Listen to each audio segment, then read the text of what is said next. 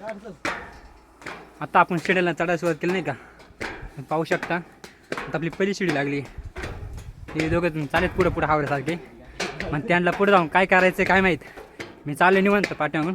तुम्ही पाहू शकता मागचं पण भाग बघू शकता तुम्ही आणि पुढचा पण बघू शकता. पुढचा पण नजारा बघा, डग बी किती मस्त दिसतंय.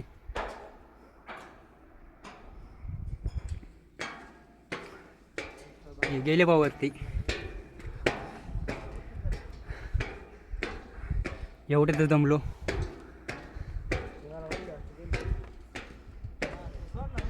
आता तरी सोपं आहे, तेव्हा शिड्या नव्हत्या तेव्हा बघा किती आवड होतं चढायला वरती.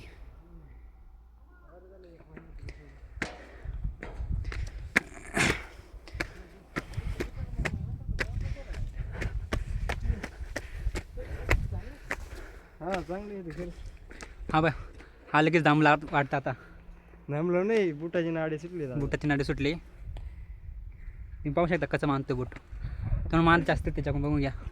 तुम्हाला माहितच माहित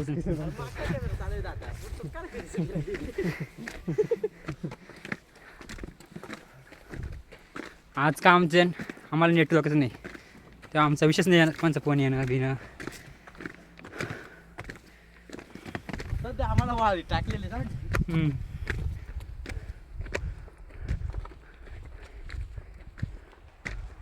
डोंगर पाहू शकता किती भारी नजारा बघा. इथून पूर्ण नजारा दाखवतो तुम्हाला मी.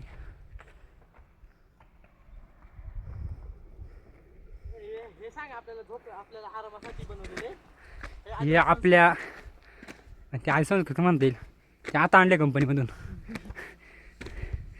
पहिली नेट नव्हती ना. जर कोणी आलंच इथं जागा आहे मुक्कामसाठी, टेंट लावून इथं आराम करा. आपण आता 2च मिनिटामध्ये नाही का तुम्हाला दगडी केलेल्या पेंटिंग दाखवतो तुम्हाला. हां तुला एक प्रश्न विचारू का? हां विचार. जय जवाहरचा अर्थ काय? काय जय जवाहरचा अर्थ काय? मला माहिती प्रकृती पूजक. नाही मग प्राकृतिक पूजक ही दुसरी आहे. जय जवाहरचा अर्थ असा आहे, हां जल जंगल जमीन संरक्षण करणारे मा प्रकृतीची जय. इसलिए बोलते का जय जवाहर. त्याच होऊ शकते ना. असा अर्थ आहे, सबका कल्याण करने वाली माँ प्रकृति की जय. जय जय जवाहर ना.